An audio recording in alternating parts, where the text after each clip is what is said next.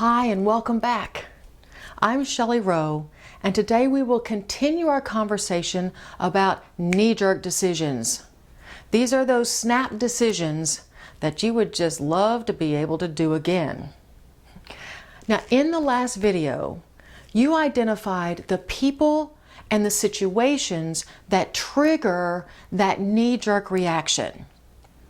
So take a moment to reflect back on the people who just hit your hot buttons. Think about those situations that really just get under your skin. Now, with those in mind, let's go back to our tea kettle analogy. So the fire is on under the tea kettle, but it's not whistled. So how do you know that something's happening with the tea kettle? There are at least 3 ways. So what do you think? Maybe you're thinking, well, there's steam. And you can hear that rumbling and rattling sound inside the tea kettle. And of course, it's hot to the touch. Funny, that sounds a lot like you. You get triggered and you have steam coming out of your ears. You're hot under the collar and you have that rumbling inside as your gut starts to churn. Those body reactions are called somatic markers. You see, when you get triggered, when your brain gets triggered, your body is the first to react. Now, it might show up as tightness in your chest, a racing heart, knots in your stomach, sweaty palms, dilated pupils, a clenched jaw. Whatever it is for you, it's the first sign that you have been triggered. So what I'm going to do to help practice is I'm going to share 2 stories with you and see if you can pick out the triggering event and the somatic markers for each story. Okay, so the first story. When I was a little girl in Texas, my favorite thing was to bake cinnamon rolls with my grandmother. Now, she'd let me punch down the dough and we'd knead it out. And we'd sprinkle cinnamon and sugar and butter. We rolled them up. Now, she used thread to cut them into slices. And we'd take those slices and put them in some butter and slide them into the oven. And before long, that little farmhouse, Now today, I travel a lot.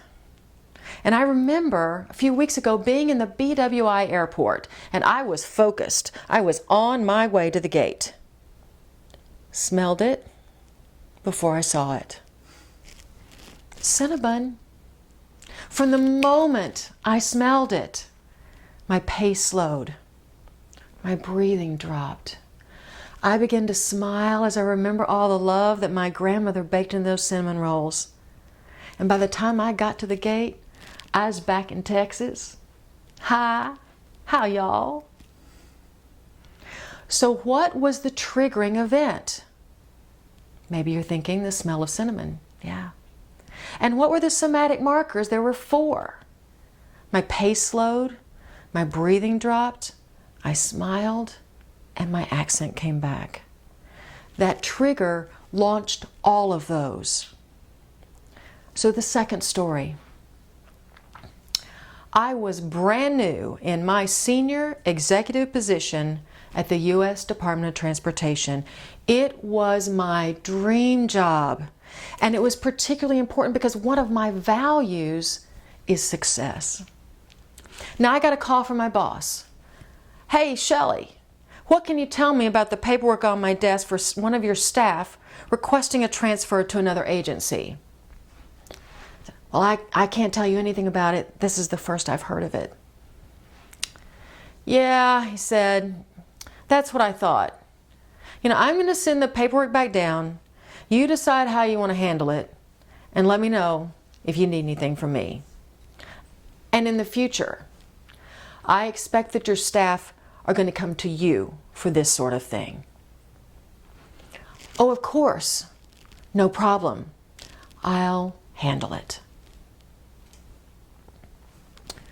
So I called that staff person in my office, cognitively telling myself that we were going to have a good discussion. You know, it was going to be a frank conversation.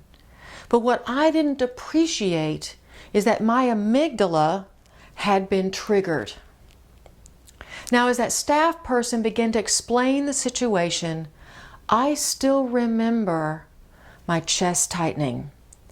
And I remember thinking, you know, it's unusually warm in here today. And as they continued to talk, I remember my jaw clenching. Now that's the last thing I remember, because like this tea kettle, I blew my top. It remains one of the worst leadership memories of a 30-year career. So what were the somatic markers? Yeah, tightness in my chest, hot under the collar, that clenched jaw. And what was the triggering event? Now maybe you're thinking, well, it was the call from the boss, or it was that employee kind of going around me. And while that's correct, I invite you to go deeper. See, what happened is that my brain perceived that my value system of success was in jeopardy. Anytime your brain perceives that your value system is in jeopardy, it is very likely to be a triggering event for you. So do you know your values? And of course, they guide your decisions, and they can cause you to feel threatened when those values are jeopardized or not honored. It helps you to know your values. And you need to know your triggers. Think back to as many triggered situations as possible. Can you put yourself back into that situation and recall how it felt in your body? Now you see, the researchers tell us that we typically have one of 4 kinds of reactions: fight, flight, freeze, or appease. So fight is like the reaction I had with my staff person. Flight is when you just want to leave or you retreat inside yourself. Freeze is like deer in the headlights. And appease is, I'm going to give you the house, the farm, the store, anything just to make this all okay. So see if you can remember what your reaction was in those moments. And perhaps you'll discover that you have a predominant reaction when you get triggered. Or it may change depending on the situation. And that's my experience. But in any case, the more skilled you are at recognizing how it feels in your body, the more likely you are to be able to manage it. So this is a lot. Take some time to simply notice how your body reacts in those triggered events. We all have triggers.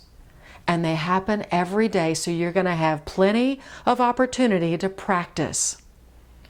So take a moment, remember, practice, and I'll see you again soon.